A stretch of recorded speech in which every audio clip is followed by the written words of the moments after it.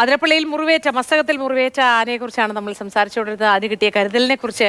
ആ കരുതൽ കിട്ടിയത് ഒരു കാട്ടാനയിൽ നിന്നാണ് എന്നതിനെക്കുറിച്ചും അതിൽ നിന്നും മനുഷ്യനേറെ പഠിക്കാനുണ്ട് എന്നതിനെക്കുറിച്ചുമാണ് നമ്മൾ സംസാരിച്ചുകൊണ്ടിരുന്നത്. എന്തായാലും ഏറ്റവും പ്രതീക്ഷ നൽകുന്ന കാര്യം ആ ദൗത്യം എത്രത്തോളം സങ്കീർണമാണ്, വെല്ലുവിളി നിറഞ്ഞാണെന്നൊക്കെ ആശങ്കയും ഭയപ്പാടുമൊക്കെ നമ്മൾക്കുണ്ടായിരുന്നുവെങ്കിൽ ആദ്യം കണ്ട ആ കരുതലിന്റെ കാഴ്ചയിൽ നിന്ന് പിന്നീട് നമ്മൾ എത്തുന്നത് ആന തളർന്നു കിടന്ന ആന എഴുന്നേൽക്കുന്നു, അതിനെ കൃത്യമായി പരിപാലിച്ച് അതിന്റെ ശരീരത്തെ തണുപ്പിച്ച് കുങ്കിയാന, എനിക്ക് 3 കുങ്കിയാനയുടെ ആവശ്യം പോലും വേണ്ടി വന്നില്ല. ഏകദേശം 1 കുങ്കിയാന കൊണ്ട് തള്ളി അവനെ വാഹനത്തിലേക്ക് കയറ്റി. കോടനാട്ടേക്ക് 10-37 കിലോമീറ്റർ ദൂരമാണ് അതിരപ്പള്ളിയിൽ നിന്നുള്ളത്. എന്തായാലും ഒരു 1-1.5 മണിക്കൂർ എടുക്കുമായിരിക്കും, പതുക്കെ ആയിരിക്കും സഞ്ചരിക്കാൻ സാധ്യതയുള്ളൂ. അവിടെ എത്തിച്ചു കഴിഞ്ഞാൽ അവനെ കൂട്ടിലാക്കുന്നതോടുകൂടി ആ ദൗത്യത്തിന്റെ ഒരു 90% പൂർത്തിയായി. പിന്നെയുള്ള 10% എന്ന് പറഞ്ഞാൽ അവന് ചികിത്സ നൽകി അവനെ ആരോഗ്യത്തോടുകൂടി തിരികെ കൊണ്ടുവരിക, പിന്നീട് കാട്ടിലേക്ക് തിരികെ വിടുക എന്നതാണ്. എന്തായാലും വിവരങ്ങളുമായി നമുക്ക് ഗോകുലും അരുണും ഒപ്പം ചേരുന്നുണ്ട്. ആദ്യം ഗോകുൽ, ഇനി ഉള്ള ദൗത്യം ചികിത്സ നൽകുക എന്നതാണ്, കൃത്യമായ ചികിത്സ നൽകുക എന്നതാണ്. ഈ വാഹനത്തിൽ കൊണ്ടുപോയിക്കൊണ്ടിരിക്കുകയാണോ, യാത്ര ആരംഭിച്ചോ? വിശദാംശങ്ങൾ എന്താണ് ഗോകുലെ? അല്പസമയത്തിനുള്ളിൽ തന്നെ ആനയുമായി യാത്ര ആരംഭിക്കും. ഇപ്പോൾ എല്ലാ നടപടിക്രമങ്ങളും പൂർത്തിയായി എന്നുള്ളതാണ് മനസ്സിലാക്കാൻ കഴിയുന്നത്. പിൻഭാഗത്ത് ആംബുലൻസിന്റെ പിൻഭാഗത്ത്, ലോറിയുടെ പിൻഭാഗത്ത് മരം വച്ച് ഉറപ്പിച്ചു. ആന വീഴാതിരിക്കാനുള്ള ക്രമീകരണങ്ങൾ ഏർപ്പെടുത്തി. അതോടൊപ്പം തന്നെ മറ്റു കാര്യങ്ങളൊക്കെ തന്നെ, നടപടിക്രമങ്ങളൊക്കെ തന്നെ പൂർത്തിയാക്കിയിട്ടുണ്ട്. ഇനി ഉടൻ തന്നെ ആനയെ ഇപ്പോൾ കോടനാട്ടേക്ക് കൊണ്ടുപോകും എന്നുള്ളതാണ് മനസ്സിലാക്കാൻ കഴിയുന്നത്. ഏറ്റവും പ്രധാനപ്പെട്ട കാര്യം, ദുഷ്കരമായിരുന്ന ഒരു ദൗത്യം ഏതായാലും അത് വിജയകരമായി പൂർത്തിയാക്കി. കുങ്കിയാനകളുണ്ട്, കുങ്കിയാനകൾ ആ ദൗത്യം പൂർത്തിയാക്കി മടങ്ങുകയാണ്. അതേസമയം തന്നെ ആനയെ പിൻഭാഗത്ത് കൃത്യമായി ഉറപ്പിച്ചിട്ടുണ്ട്.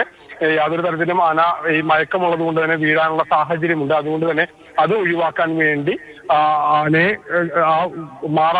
ആനയുടെ സ്ഥിതി മാറാതിരിക്കാൻ വേണ്ട കാര്യങ്ങൾ ലോറിക്ക് പിന്നീട് ചെയ്തിട്ടുണ്ട്.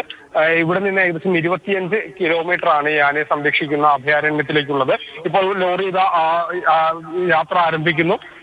ലോറി പോവുകയാണ്. ഇനി 25 കിലോമീറ്റർ ഉണ്ട് ഈ കോടനാട്ടെ ഈ അഭയാരണ്യത്തിലേക്ക്. അതിന്റെ ഏകദേശം ഒരു 1.5 മണിക്കൂർ അല്ലെങ്കിൽ 1 മണിക്കൂർ സമയത്തിനുള്ളിൽ തന്നെ അവിടേക്ക് എത്തും. ഇപ്പോൾ വാഹനം ഇവിടെ നിന്ന് യാത്ര ആരംഭിച്ചിരിക്കുന്നു. 1 മണിക്കൂറിനുള്ളിൽ തന്നെ യാത്ര അതായത് അവിടേക്ക് അഭയാരണ്യത്തിലേക്ക് എത്തും. ഇപ്പോൾ ലോറിയുമായി ഈ വാഹനം ആംബുലൻസ് പോവുകയാണ്. യാനയുമായുള്ള ലോറി നീങ്ങുകയാണ്. ഏകദേശം 1 മണിക്കൂർ മാത്രമാണ് ഈ അഭയാരണ്യത്തിലേക്ക് എത്താൻ ബാക്കിയുള്ളത്. ഏതായാലും ഇപ്പോൾ നടപടിക്രമങ്ങൾ പൂർത്തിയാക്കി വാഹനവുമായി ലോറിയുമായി പോവുകയാണ്. ലോറി പോയിക്കൊണ്ടിരിക്കുകയാണ്. അതോടൊപ്പം തന്നെ മറ്റ് നടപടിക്രമങ്ങളും അതിന്റെ ഭാഗമായുള്ള കാര്യങ്ങളെല്ലാം തന്നെ പൂർത്തിയായി. ആനയ്ക്ക് ഏതെങ്കിലും തരത്തിൽ ചെരിവുണ്ടാകാതിരിക്കാനുള്ള നടപടിക്രമങ്ങൾ നടത്തിയിട്ടുണ്ട്. അതിന്റെ പിൻഭാഗം ഉറപ്പിക്കുന്നതിന് വേണ്ടിയുള്ള ക്രമീകരണങ്ങൾ ചെയ്തു. ആന സ്റ്റാൻഡിംഗ് പൊസിഷനിൽ തന്നെ നിർത്തുന്നതിന് വേണ്ടിയുള്ള കാര്യങ്ങൾ ചെയ്തു. മരം വെച്ച് എല്ലാ പിൻഭാഗം ഉറപ്പിച്ചിട്ടുണ്ട്. അത്തരത്തിലുള്ള എല്ലാ കാര്യങ്ങളും ക്രമീകരണങ്ങളും ഏർപ്പെടുത്തിയിട്ടുണ്ട്. ഇപ്പോൾ തന്നെ ഈ വാഹനം ഇവിടെ നിന്ന് വീണ്ടും പോവുകയാണ്. ആനയുമായുള്ള വാഹനം കോടനാട്ടേക്ക് ഏകദേശം 1 മണിക്കൂറിനുള്ളിൽ തന്നെ എത്തും. ലോറി നീങ്ങി തുടങ്ങി. ഇനി അധികം സമയമില്ല. ഏകദേശം 1 മണിക്കൂറിനുള്ളിൽ തന്നെ അവിടേക്ക് എത്തും എന്നുള്ളതാണ് നമുക്ക് മനസ്സിലാക്കാൻ കഴിയുന്നത്. ഇപ്പോൾ ശരിയാണ് ഗോകുൽ, തത്സമയ ദൃശ്യങ്ങളാണ് നമ്മൾ കാണുന്നത്. വനം വകുപ്പിന്റെ എലിഫന്റ് ആംബുലൻസിൽ കയറ്റിയ മുറിവേറ്റ ആനയെ കോടനാട് അഭയാരണ്യത്തിലേക്ക് കൊണ്ടുപോയിക്കൊണ്ടിരിക്കുന്നു. യാത്ര ആരംഭിച്ചിരിക്കുന്നു. അവസാന നിമിഷം വരെ കുങ്കിയാനകളുടെ സഹായവും ഉണ്ടായിരുന്നു. വാഹനത്തിലേക്ക് കയറ്റി, അതെ, കഴുത്തിലൊക്കെ ബന്ധിച്ചിട്ടുണ്ട്. കാരണം മറിഞ്ഞു വീഴാതിരിക്കാൻ വാഹനത്തിൽ കൊണ്ടുപോകുന്ന സമയത്ത് അങ്ങോട്ടും ഇങ്ങോട്ടും ചെരിവുണ്ടാതിരിക്കാനുള്ള എല്ലാ നടപടികളും സ്വീകരിച്ച ശേഷമാണ് വാഹനത്തിൽ ഇപ്പോൾ ആനയെ കോടനാടേക്ക് കൊണ്ടുപോകുന്നത്.